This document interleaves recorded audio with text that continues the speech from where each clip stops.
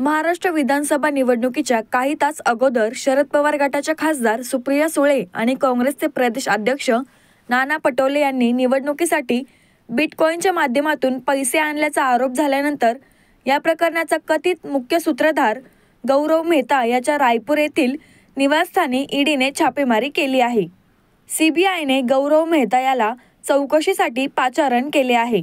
भाजपाने मंगळवारी संध्याकाळी सुप्रिया सुळे यांच्या कथित आवाजातील एक क्लिप प्रसारित करत बिटकॉईन घोटाळ्यातील पैशांचा वापर त्यांनी राज्याच्या निवडणुकीत केल्याचा आरोप केला होता।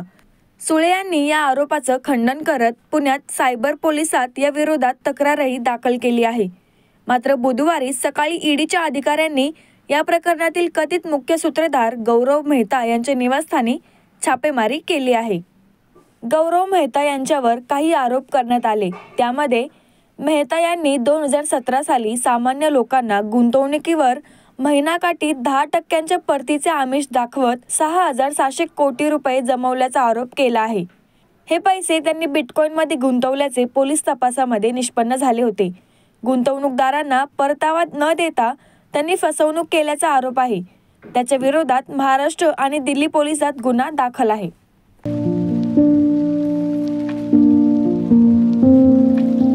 तुम्हाला जर इतरांपेक्षा वेगळं फर्निचर करायचं असेल किंवा त्यातही प्युअर सागवानीच हवं असेल तर तुम्हाला एक नाव सुचवतो। कोणतं? पित्रोडा फर्निचर, जिथं प्युअर सागवानी लाकडामध्ये देवघर, dining set, teapoy, office chair, तसंच कपाट, bed, sofa set, computer table आणि इतरही फर्निचर उपलब्ध। तसंच बजाज फायनान्सवर फर्निचर उपलब्ध। Pitroda furniture, new Tilak road, Ahmednagar.